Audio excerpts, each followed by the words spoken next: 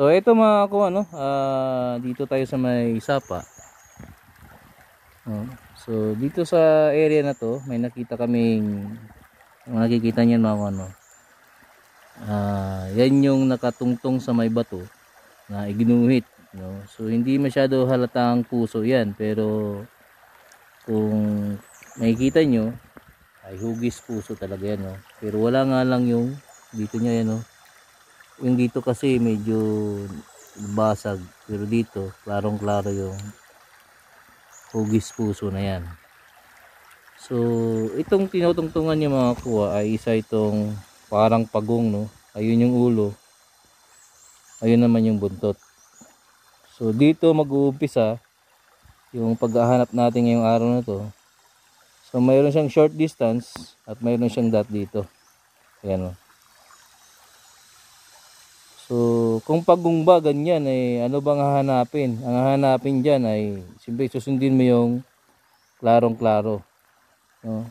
So dito sa sign na to, mayroon diyang iginuhit yan, no? So hindi ito natural lang, talagang ginawa ito, no? So hindi masyado halata, pero ginawa yan. Ayan, no? So ginawa siya. So susundin mo yan. Ang pag titingnan mo yan, tumatama yan dito sa santol na yan. Yung santol na yan, yan yung santol, no? So lumang santol yan. Sabi nila noon, sa santol na yan may balon dyan, no? So nakita namin yung area, wala na yung balon kasi kinain na yung ng ilog. So dyan namin nalukit, no? Sa taas na yan yung umikot yung detector, pero dito sa baba may bato, may tinutulugan dyan yung detector, no? Locator yung nakahanap doon, pero dito sa baba may tinutulugan dyan yung detector. So hindi pa namin hukayin, sila kasing maghukay niyan. So tayo decoder lang tayo dito, no? So dito mga kuha, sa pagang to ay mayroong ulo dyan at mayroong buntot, no? Ito yung buntot, to. Pero aware ka kasi yung buntot na to may extension siya doon, no? Dito, andito yung parang tulis niya. So doon niya nakaturo mga kuha, no? So yan yung tinuturo niya na area. So ano kaya yung tinuturo ng ulo na yan mga kuha? So yung ulo naman na to ay tumuturo naman doon. So pupuntahan natin kung saan dito na area ang tinuturo niya. So isa-isahin natin. So malamang unahan ito. Pero itong area to mga kuha, no, ay para kasing naka-cube ito, naka-C. Ganun. Papunta ron, no. So may santol dito at mayroon ditong santol doon, no. So tingnan natin yung santol doon. At dito sa gilid niya mga kuha, andito yung mga kawayan na nagtatriangulo sa dalawa, tatlo. Doon sa likod na tong kawayan na to. So may isang kawayan pa. Bali pupuntahan natin yan mamaya kung bakit yan yung sign nila dito. So lumang kawayan na yan, no? Ilang beses na yan pinatay. So nandyan pa rin yung mga kawayan. So diretso na tayo dito mga kuha. Tingnan natin kung anong meron dito sa area na to. Tara. So dito mga kuha, no, ituwid lang natin tong tinuturo ng pagong kung bakit dito rin siya nakaturo. Actually mga kuha, may counter sign siya dito. Titingnan lang natin. Tara. So ayan mga kuha, no, galing doon sa may pagong, may counter siya dito sa kabilang sapa. Ayan, no, yung bilog na yan. Kung nakikita nyo mga kuha, ayan, no. No, so yan yung sa bato ay mayroon pang ipinasak na bato, pero yan binilog siya, no, bilog siya. So yan yung mga nagtuturo sa mga medium dipo o big dipo na nilagay nila, yung mga tag-isang box ba ang ibig sabihin ko. So yan yung counter niya rito sa may sapa mga kuha. So galing dito ilog niya, no, para kasi itong nagka-curve na ilog, nagdidila, no. So ito yung counter niya sa kabila mga kuha. Sa kabila naman pagong, tapos yung sa isa ay yung parang bato lang, no. Yun yung bato na may pointer na bato. So isa-isahin natin yan mamaya makuha. Simula dun sa may pagong, yung mga puno, no, at saka yung kawayan ay kasama sa coding nila, no, sa kanilang mga mapping, no. So sa mapa nila kasama yon. So subukan nating i-decode simula sa pagong hanggang dito makakuha. Ayun, no.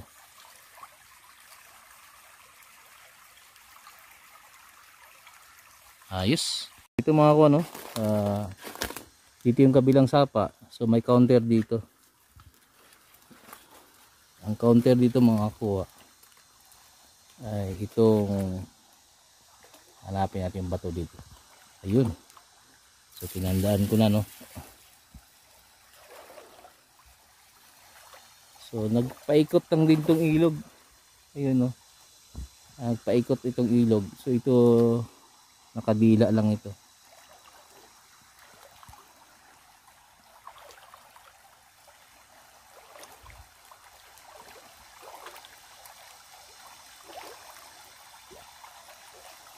Yan yung bato na pupunta natin. Medyo nagdaan-daanan tayo dahil madulas mga kuha. So uulitin ko, coder lang ako dito mga kuha, no. Hindi po ako yung may-ari ng lupa. Pagkatapos na ito, so yan yung counter mga kuha, no. Yung bilog na yan. Ayan. Ayan yung counter mga kuha. So nakaharap yan dito mga kuha. Dito. So nandun yung pagong. Dito yung counter niya. Ayan. So nakaharap siya dito. So anong mayroon dyan mga kuha? Tara, punta natin. Dahil doon tumuturo mga kuha, no, dito banda. So ito yung pointing niya, no. Yan yung tinatawag na pointing item, yung mga bato na nagtataka kayo kung bakit may sa isang bato ay may sulid pa na bato na nilagay, o parang pinakain, parang ganyan, no. So pointing yan mga kuha, no. Malamang nasa baba nito ang item, pero distansya kasi pa 45 degrees yan. So galing sa bato na to dito 45 degrees papunta doon, no. So dito nakalagay yung item. Tingnan natin.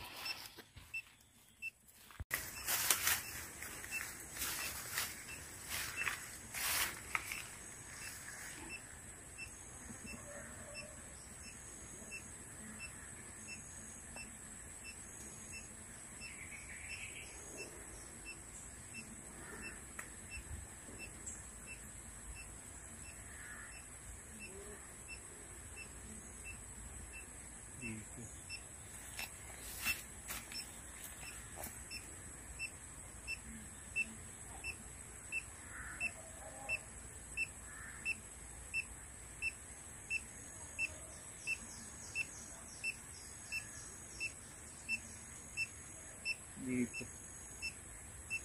So dahil dyan sa tumuturo, ito yung pointing niya. Yan. Ayan, o.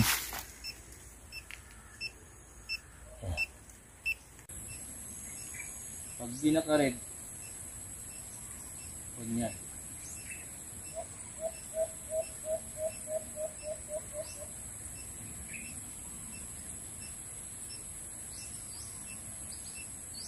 Ayan, dito. So, kung dito siya, so kailangan natin yung nakarad. No? Ito, saan yung bato? Andun. So, dito banda, distansya. So, banda dito lang. Tingnan natin, malagpasan natin. Babalik pa.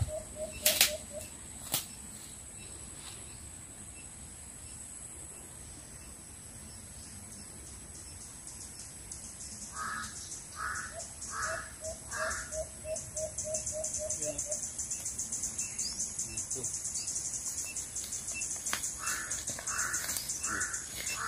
Maraming sakinit. Sakinit. So, nagpasan naman natin dito.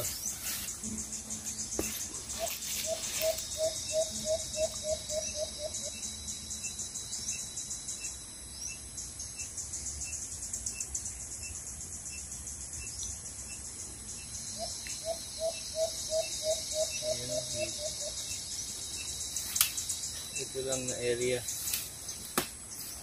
So para makuha kung saan siya, dadaanan natin yan.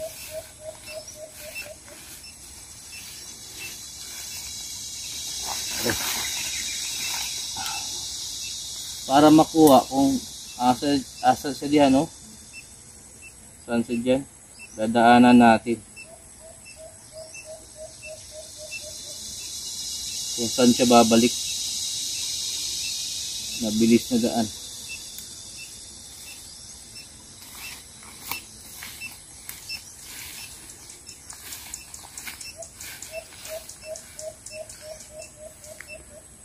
Ayan o. Dito. Dito. Dito. Dito ha.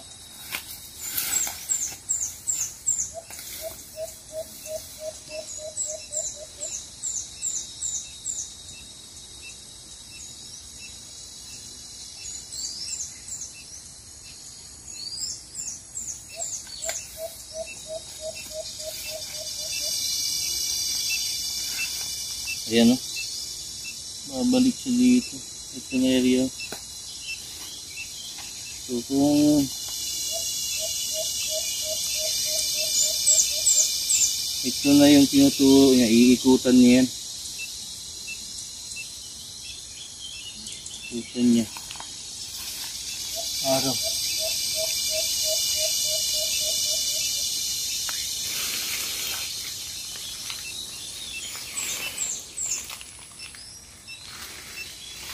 Tama.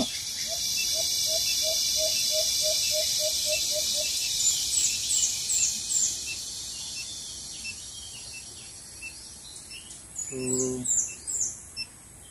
ito, ilang distansya sa doon? Sa bato. Mga 7 meters? 7. Ha? 7. 7 meters, no? 7. 7. 7 to 8?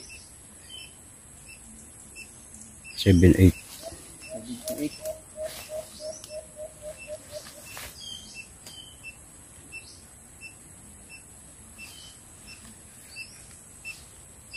Saan siya tumingin nun?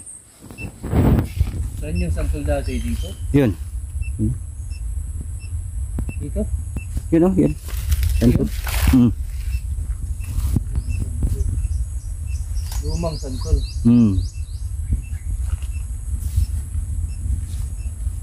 Saan yung bato? Yan, sentro yan. Ayun yung bato. Oh, straight. Ayun yung santol. Ayun yung bato. So yun yung hahanapin niya, yung bato na yun. Tapos makita niya, ito yung tumbok niya.